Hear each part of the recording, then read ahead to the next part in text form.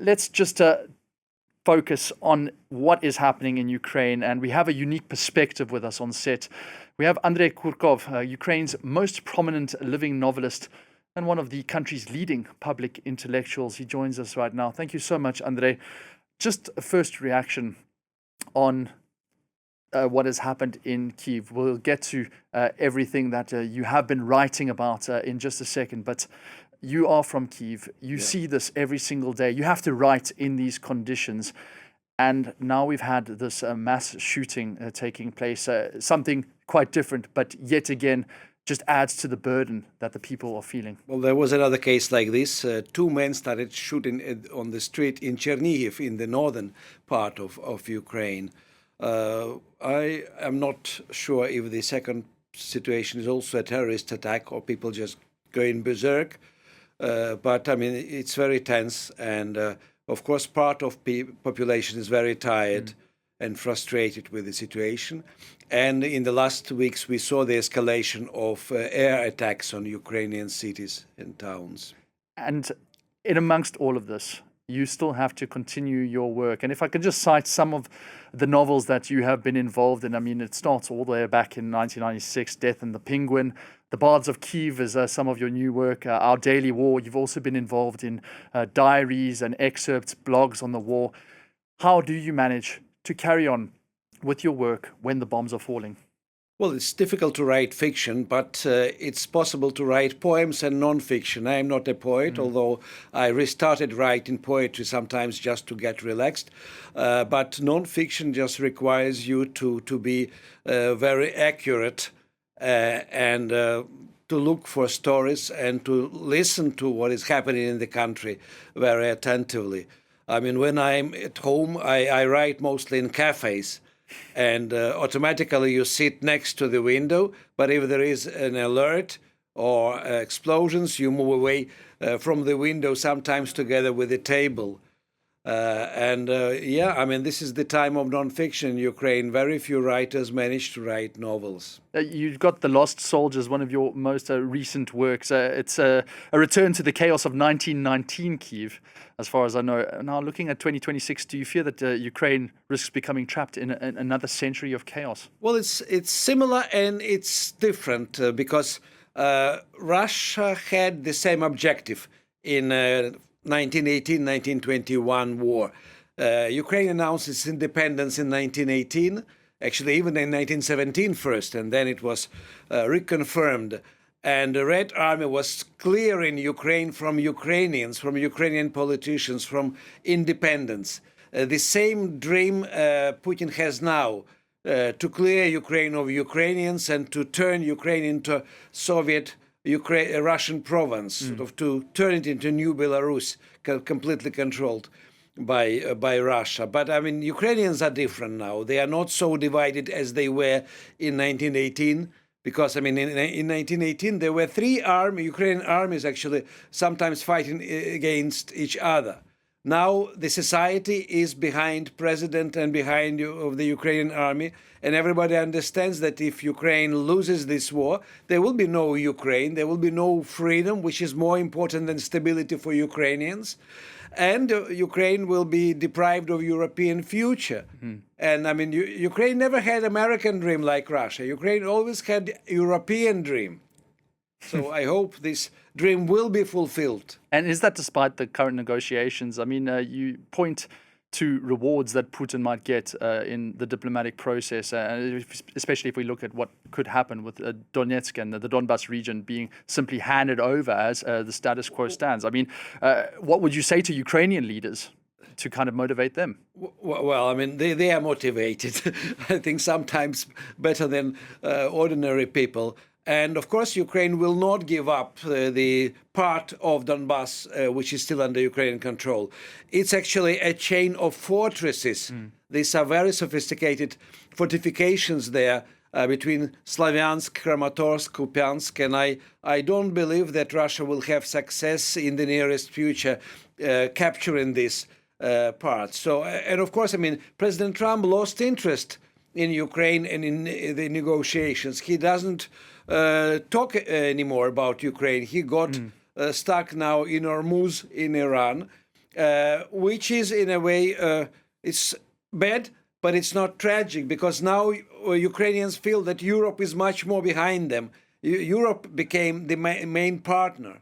So that's quite interesting because in our Daily War, this recent publication, you describe the slow erosion of Western attention. But you're saying that actually we might be seeing that from the United States, but it's having a flip effect because Europe's actually now backing Ukraine to the hilt. Because Europe, as well as Ukraine, was abandoned by the US. Trump threatens to get out of NATO.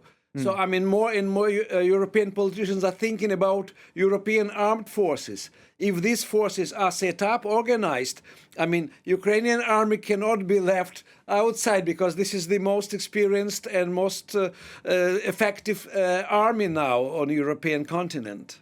Absolutely. This is something that I've always wanted to actually ask in terms of, backing Ukraine. What message is actually taking hold amongst the Europeans? Like, what is Ukraine saying to Europe that is getting them on side right now?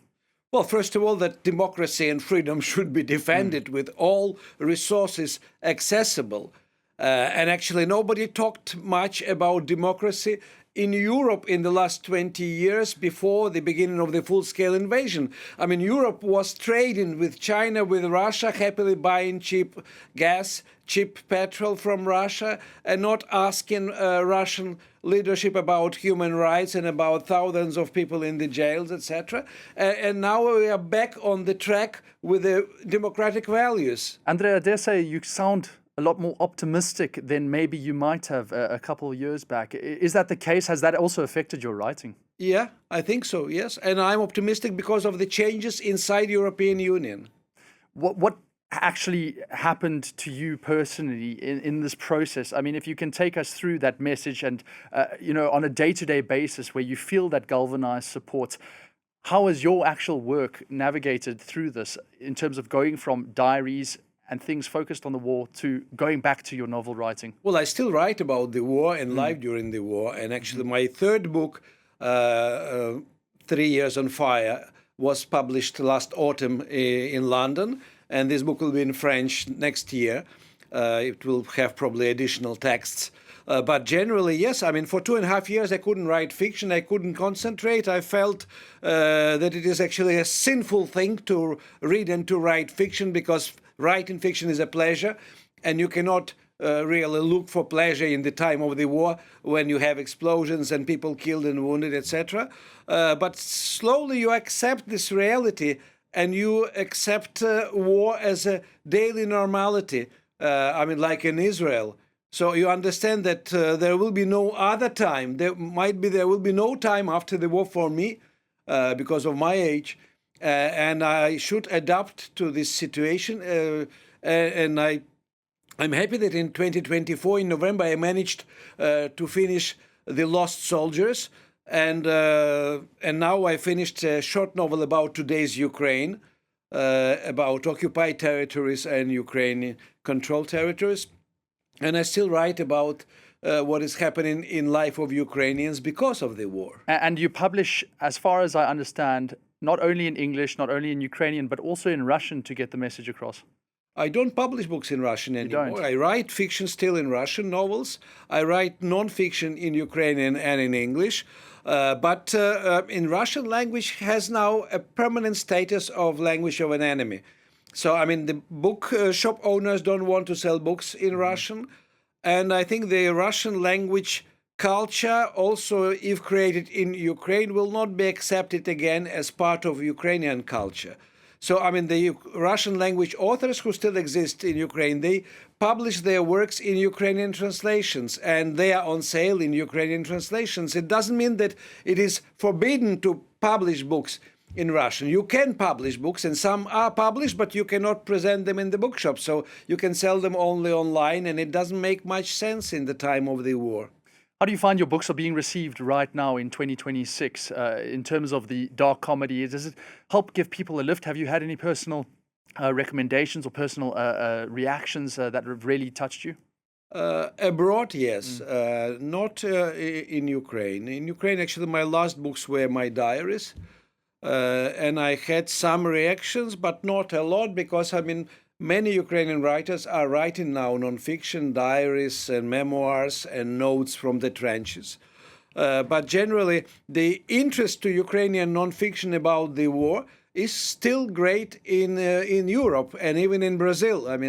I had recently a book published in Brazil, and it got into bestsellers among non-fiction. So a book about Ukrainian war, about Russian aggression, is touching hearts and minds of people in Latin America, which is very good and strange, because Latin Americans were always on the Russian side. It is fascinating. Yeah. But on the other flip side, France has always been a staunch backer of Ukraine. Well, more and more so. What I guess our viewers will want to know is what are you currently doing in Paris? Is it based on the last publication? Yeah, I just had The Lost Soldiers published in French, and a paperback of my Our Daily War book, second book about life during the war. And both books are doing very well. I spent a wonderful 3 days in Grand Palais, having also an event in 18th district of Paris with about 100 people. So I'm very happy. It's just like meetings and travels like this, they are very motivating, especially when you think that you need 2 days to get from Kyiv to Paris and then 2 days to get back. You don't end up like Misha the penguin in your book, just all the depression. I hope not. If you just had a message about how important the pen is in a time of war, what would you say? Well, the real information is passed, and I'm not talking about statistics or very specific points, passed by non-fiction writers and writers. So, the translated books into French, they are bringing more lasting effect on French intellectuals, on French readers, than very good articles in Le Monde, which are also very important, but addressed mostly to more politicized audience. And your work, actually getting through the message using either satire or novels that can really actually form and change the minds and hearts of the people back home. How do you think that you'll manage to do that? Is that actually even part of your aim going forward, just to raise the hope even further? Well, I in the last 3 years or 4 years, I gave lots of talks, not about my books, but about Ukraine, history of Ukraine, difference between Russian mentality and Ukrainian mentality. And I think these talks probably had immediate impact in a way stronger than my books. But the books remain in the bookshops, the books remain on the shelves. The books have longer life than talks and then non-fiction and then the articles. The fiction, the novels. And the novels about this war, the best novels are not yet written. They will be written at least 10 years after the end of this tragic story. And we hope that you will be one of those novel writers in 10 years' I will time. do my best.